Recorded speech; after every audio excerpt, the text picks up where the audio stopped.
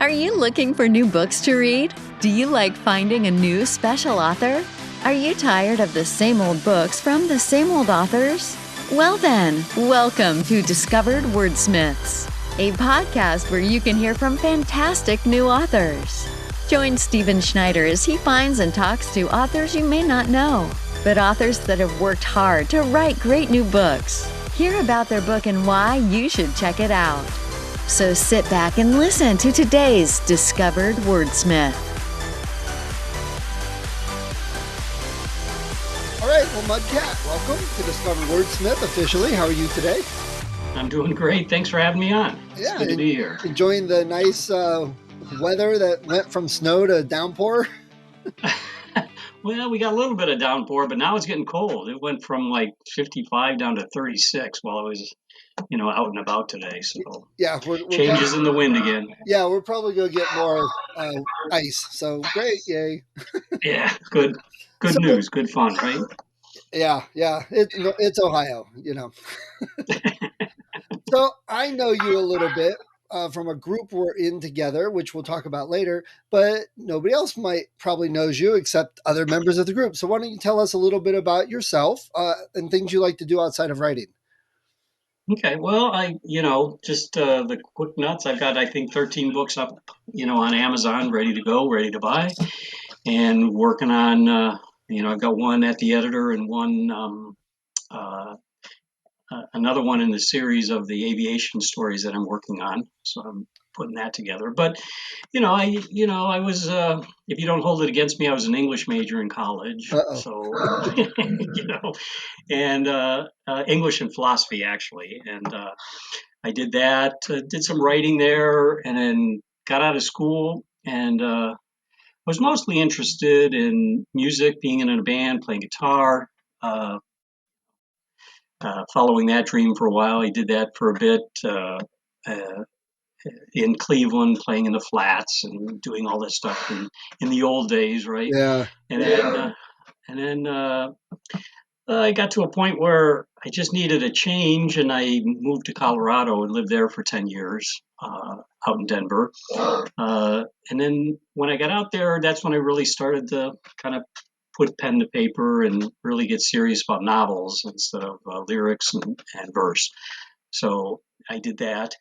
And then while I was out there, I actually got my private pilot's license at Hopkins Airport. And then when I moved out there, I got my commercial license, my instrument rating, and my flight instructor certificates.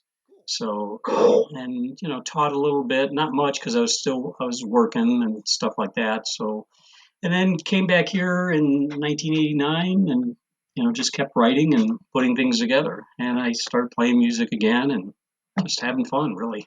Nice. So I didn't know you had a pilot's license. Are any of your books, you said you're writing a series about that? Yeah, I've got a series. It's called I call it the White Hawk Aviation Adventure Stories, and it actually starts in 1950 with a guy who was in World War II, and he gets involved. He's actually flying as a movie stunt pilot, and then he solves his brother's murder on the side. And then the next book is called Jungle Land, where he goes to the Belgian Congo and becomes a mercenary there and fights there. And then this one I'm writing out now. The first draft is called Racing the Dream, and it goes back to the 60s and is about airplane racing. Because Cleveland used to be the center of airplane racing, in the 30s and 40s. Really? Hopkins, huge, that's where Jimmy Doolittle set records, and it was huge. And that kind of fell off the face of the earth for a while. And then in the 60s, it started reviving. So I'm kind of centering it on that. It's going to end up in Cleveland, because I talked to a guy named Jack who put together the air races at the Cleveland air shows over the Labor Day weekend. So it's pretty amazing. Yeah, it'll be fun. So I've got that. And then I've got other books with airplanes in it, scattered here and there. It fits in. Wow. And do any of your characters play music? I have a book called Crossroads, which is about my bygone days in Cleveland in the rock band, but it's more of a kind of a crazy Rolling Stone spy Hitchcock kind of thing.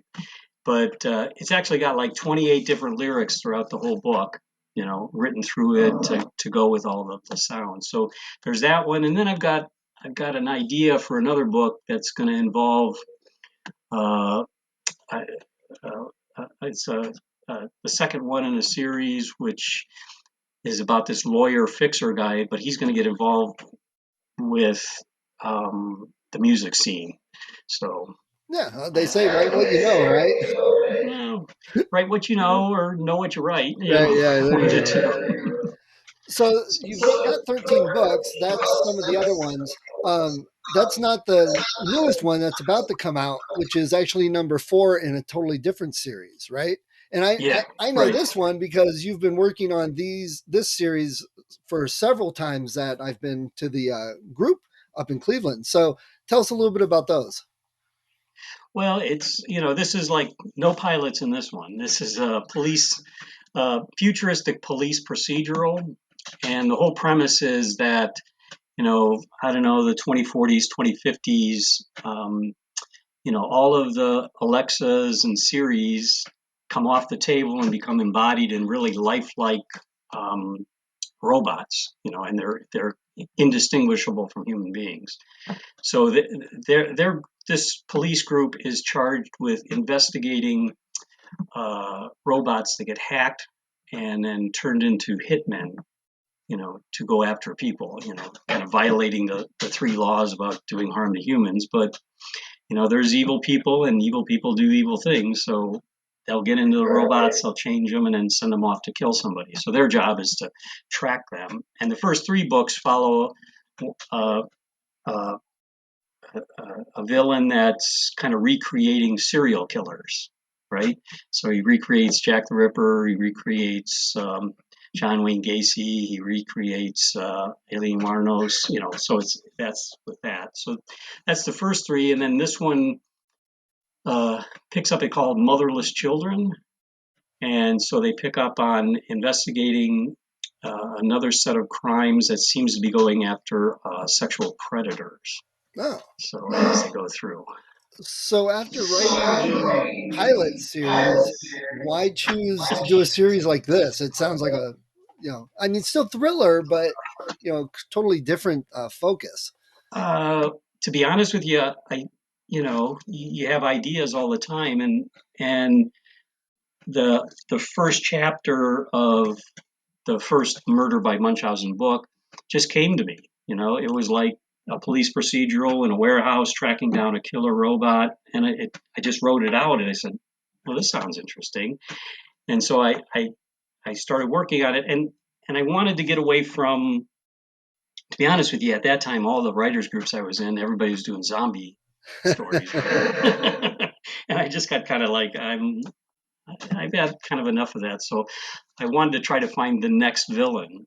And I thought, well, in the future, you know, robot hitmen would be a good foil. Yeah. So I just followed through on that. So if you were going to tell somebody about your book, what are there any other books out there that you would say are similar? Not theme necessarily, maybe style or topic, something similar. Well, I would guess similar would be in terms of thematically would be to what is it by Philip K. Dick? The Blade Runner predecessor to Android's Dream of Electric Sheep. Electric Sheep. So that's kind of in that genre.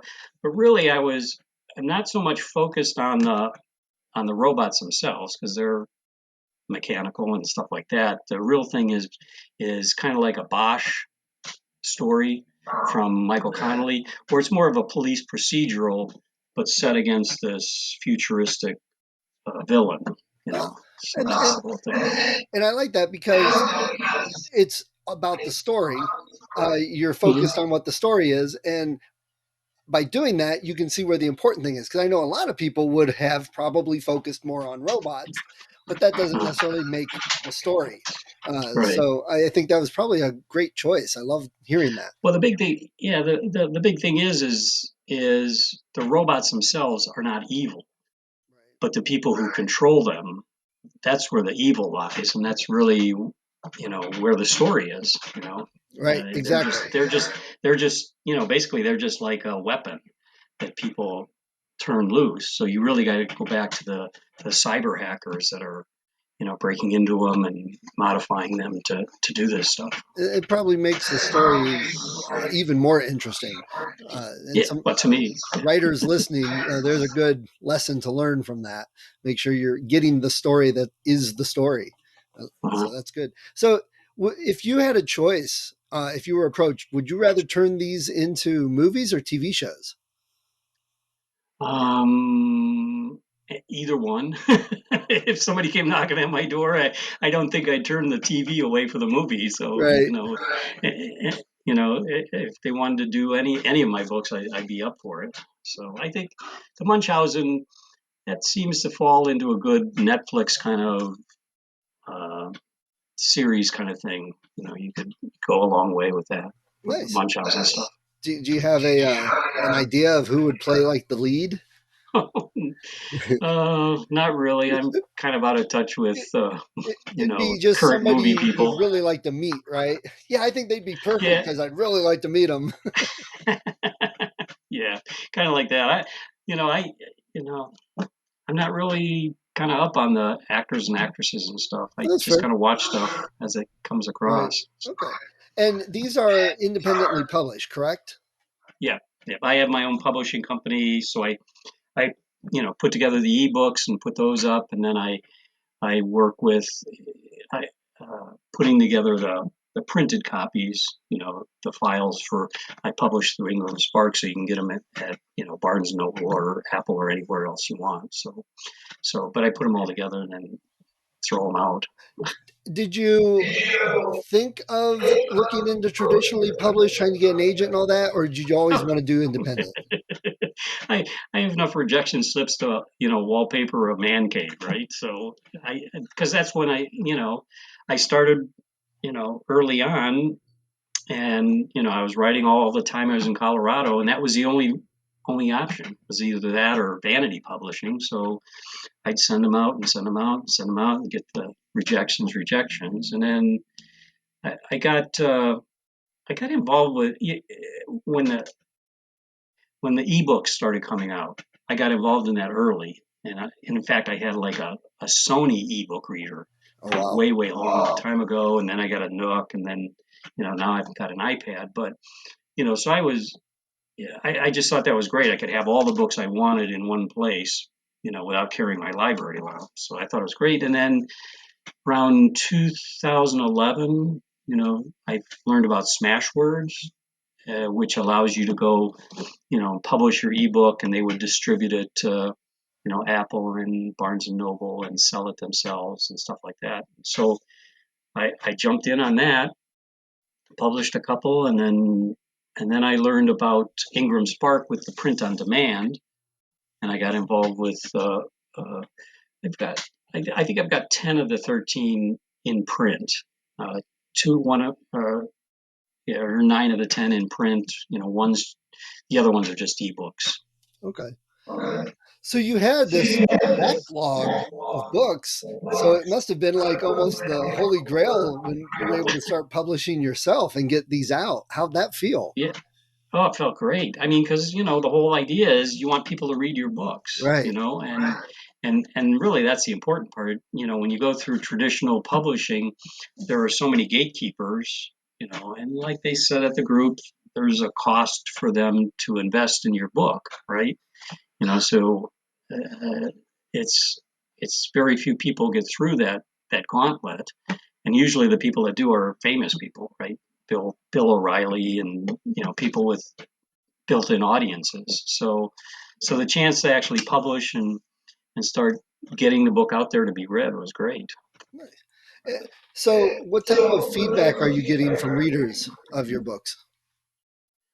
You know, I got some pretty good reviews starting to build up. In promoting things and getting readers, and I just signed up at the beginning of the year in Kindle Unlimited, so people can, if they're in that program, they can read it for free. And I'm, starting to build up good reviews, good stars ratings. So it's satisfying to see that.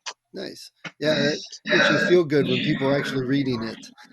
Yeah, It yeah, gives you that yeah, little bit of self-satisfaction all this time you've been working on it. That's pretty nice. yeah, yeah, yeah. And then it's then the big challenge is trying to promote it, and because it used to be the big thing is the publisher would have a marketing budget and promote it and everything like that. But it's all up to me, and even mid-level writers I know with publishing like Malcolm, they're still responsible for a lot of their own self-promotion. So yeah, Yeah, so right. I'm just trying to figure that out. So you said you're on Kindle Unlimited with your Yep, books now. Do you have a website people can go to and find out more info?